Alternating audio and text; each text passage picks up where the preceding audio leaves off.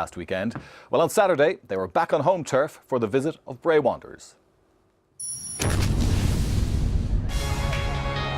Bray Wanderers made the better start here. Gary Dempsey rattling Sligo's timbers. Gary Rogers grateful to grab the rebound. Bray's quality belying their relegation position.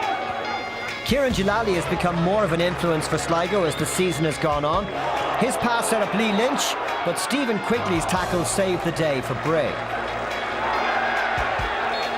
Now, players coming back from injury often have a big influence at this time of the season, and Rafael Trataro might be the talisman for Sligo. His brilliant goal putting Rovers ahead on 17 minutes. Just his third of the season and a real contender for goal of the month. Kieran Marty Waters is always a threat for Bray. He loves to run at players, and he got the better of Seamus Keneally, but Rogers made the save to keep Sligo ahead. Jalali and Trataro are developing a good understanding up front. Crataro's shot deflecting wide off a Bray defender.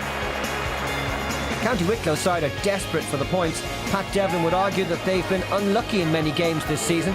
Kevin O'Connor went close just on half-time, though Rogers seemed to have it covered. The second half was only 2 minutes old when Sligo doubled their advantage.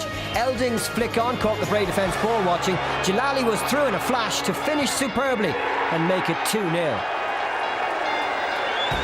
A really good finish. The fans in the showgrounds happy, but Bray fought back. Dave Webster won the high ball and Johnny Mulroy was denied by Rogers. The Sligo keeper the busier in the game.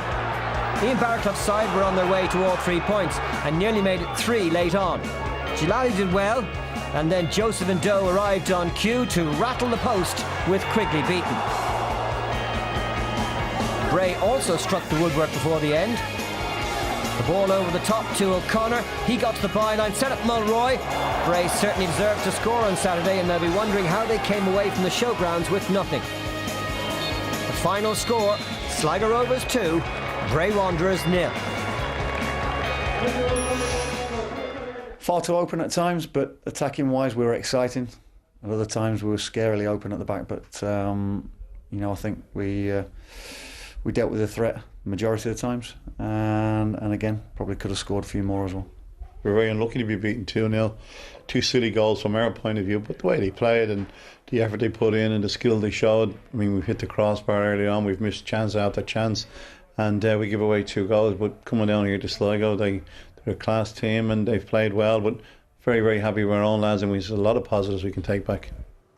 And I have to say that the comments from both managers has certainly influenced our selection of analysis from this particular game.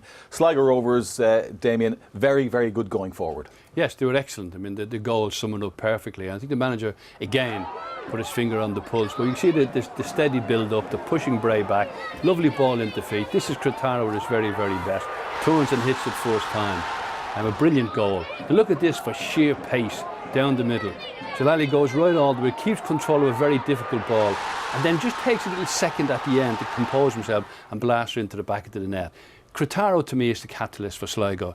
In the early part of the season he was setting many of Elding's goals up, and you could see him there when he's very fleet of foot, mentally sharp, but his instinct in and around the penalty area is first class, and he takes Sligo to a different level. As I said before, Damien, Trataro, it's an anagram for creator. Exactly. And he certainly does it so well for Sligo Rovers at the moment. Pat Devlin was disappointed after the game because he felt they could have got something out of it had the finishing been a bit better. I would agree with him. I think Bray played very well on the night and created an awful lot. And, going to Sligo and taking them on their own turf, a lot of teams go up and sit back. But I think Bray have a lot of pace on their side when they attack. And Waters, great opportunity, good quick feet. Again, O'Connor, I'm not sure this is a great opportunity. I think this is a bit of intuitive thinking. He tries a little lob. Rogers, I think, had it all the way. But again, good effort. But a couple of very good opportunities in the second half.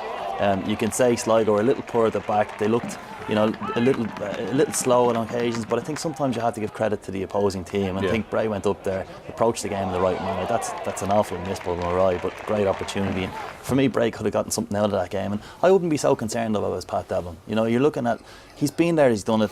A lot of players that club have done it year in, year out. They're involved in that type of relegation battle. They know what to expect on the run in. They have players that they've been able to retain, the likes of Waters, the likes of Mulroy, the likes of Jason Byrne. Many people, including myself, in the transfer window thought he might go. Bray have retained him. That's great for them, and I think you'll see in the run in that he'll be a very important player, and some of those younger boys might come into their own again. He certainly will, but on that occasion all the points went to Sligo Rovers. They remain very much in the frame as far as the title race is concerned. Now, each time UCD and Derry City have met in the league this season, the game is